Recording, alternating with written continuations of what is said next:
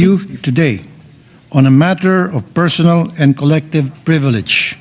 Before I begin, allow me to show a short video. Walang hulog sa SSS, Pilhan Pag-ibig. Wala po yan. Yung benefits namin, walang hulog po.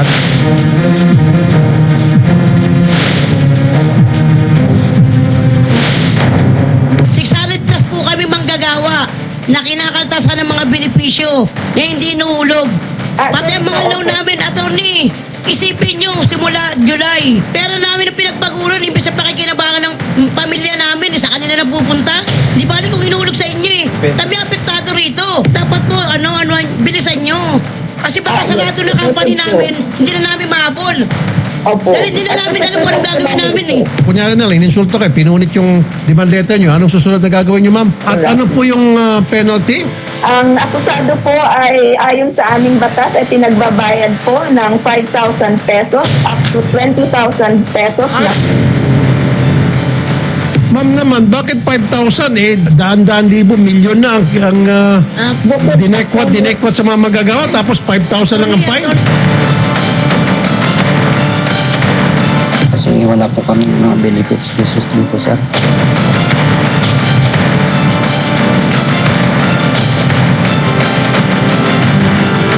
Walang hulog sa In my- SSS, Pilhan. In my almost 30 years in public service in media, broadcasting, and here in the Senate, walang araw ang lumipas na walang lumapit sa aking programa at opisina tungkol sa problema ng ating mga laborers. Wala o kulang na pasweldo, benepisyo at kontribusyon sa SSS, PhilHealth o Pag-ibig. Itong SSS, PhilHealth at Pag-ibig ay may mga mahalagang benepisyo. Ang SSS ay panangga ng mga empleyado sa mga di inaasahang mga pangyayari at para maibsan ang pinansyal na pangangailangan sa pagtanda ng ating mga kababayan. Ang PhilHealth naman ang inaasahan ng ating mga kababayan tuwing sila ay nagkakasakit. At ang Pag-ibig naman ay nagkakaloob ng mga housing loans, short-term loans, calamity loans at kasangkapan upang makapag-ipon para sa kinabukasan. Kapag itong mga ito ay hindi nabayaran, kawawa ang mga magagawa pag dumating ang panahon na kailangan nila ang mga ito. Tumatanda na walang pensyon o kapag nangangailangan ng pera, walang mahiram sa pag-ibig. Samantala, ang di pagkolekta ng tama ng PhilHealth ay nagiging dahilan kung bakit hindi napapalawak ang serbisyo sa ilalim ng universal healthcare natin. Kaya naman, tuwing may nakakarating sa akin ng mga ganitong reklamo, agad kong tinatawag ang pansin ng mga ito upang singilin na maayos ang mga employer. Ang pinagtataka ko, bakit parati na lang ganito? Parating may mga nakakalusot na kumpanya at kailangan pang lumapit sa aking programa upang maningil sila. Ito ngayon, Mr. President, nagtataka ako sa kwento nitong si Deo Hanito Balbuena o mas kilala sa pangalang Diwata. Ang nag-viral na may-ari ng parisan dito sa tabi lang ng Senado. Siguro lahat tayo alam kung nasaan siya dati. Nakapwesto. Mula sa pagiging palaboy, umasenso siya dahil sa nag-viral na parisan. Pero magmula noon, madami na ang nangyari at tuluyan nang nagsara ang parisan niya at nagpa-declare na siya ng bankruptcy. Itong nakarang linggo, siya inaresto dahil sa hindi pagrehistro at pagbayad ng SSS. Panoorin po natin ang isang maikling video. Ang nakalagay doon sa warrant, ang complainant ko is SSS.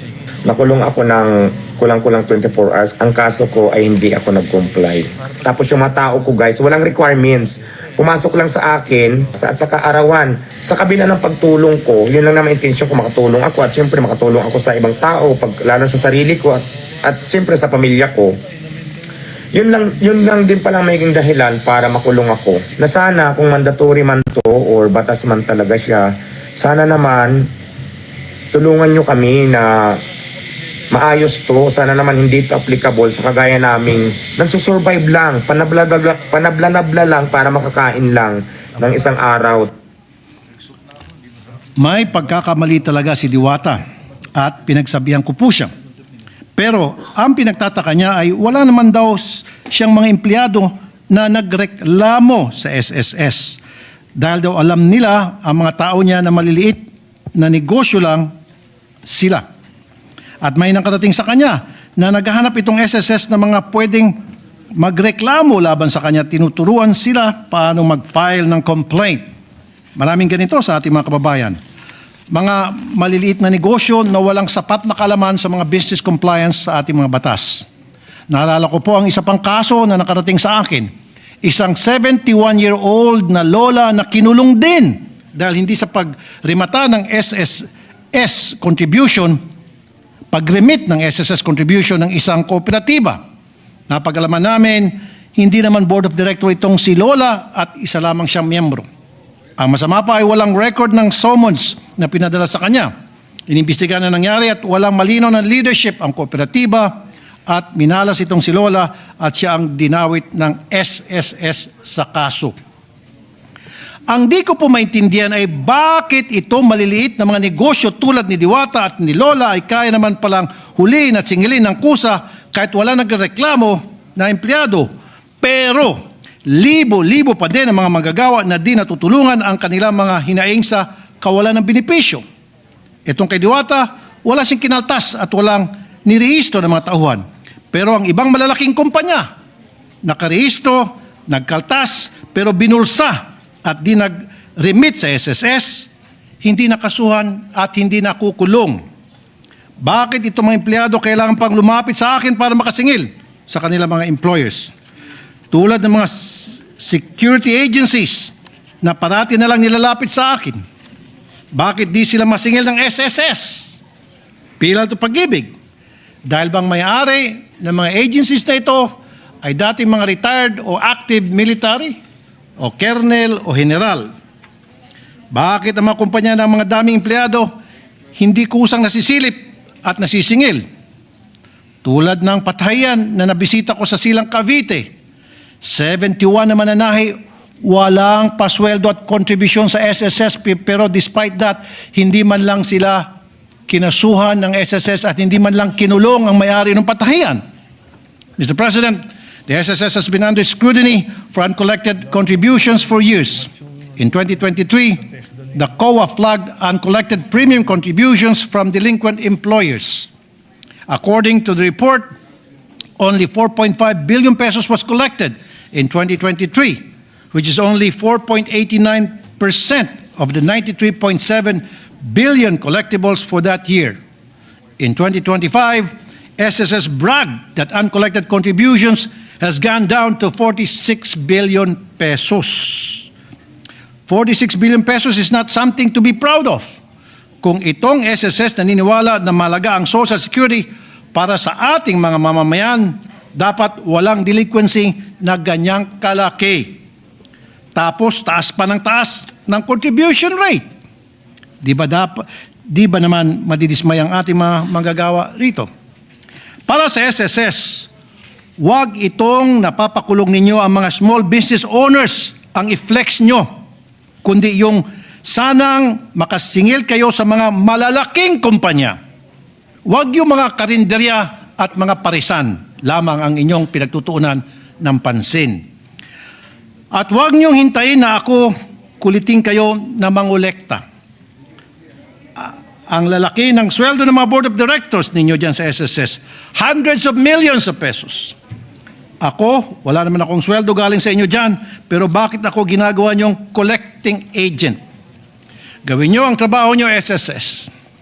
Binigyan namin kayo ng kapangyarihan at sa kareklamo ko tungkol sa SSS, tinasa ng penalty sa mga violators ng SSS law para magkangipin ang batas. The Social Security Commission, when a person defaults in the payment of contributions, might collect through court action or by issuing a warrant to the sheriff of any province or city, commanding him to attach and sell any property of the debtor. And violators could be held liable for fines of up to 5 to 20,000 pesos and imprisonment to 6 to 12 years. The same teeth have been given to PhilHealth and Pag-ibig. Non-payment of contributions for PhilHealth is subject to fines. of 50 to 100,000 in imprisonment of 6 months to 1 year, while for pag-ibig, violators could be fined with 1 to 10,000 in imprisonment up to 6 years. Dati po, nung ako po'y broadcaster pa lamang na palagi ko pong kinukulang attention ng SSS bakit napakaliit na multa kapag ang isang employer ay nag-violate ng SSS law at hindi po nag-remit sa SSS para sa contribution ng empleyado. Sa Manila, sa hindi ay 1,000 pesos lamang po ang multa. So dahil sa aking pag-iingay, ngayon ay tinasa nila pero not good enough. Mr. President, the problem is how these entities utilize these enforcement powers. I believe they should wield the sword of justice in the same way as the blindfolded Lady Justice who cannot see who is in front of her. They must apply the law equally to the rich or poor. But as public entities whose very core rely on their collection, I assume that they should focus their energy on those companies or businesses where they can collect more. It's just common sense.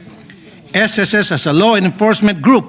They even have a program called RACE, or Run Against Contribution Evaders.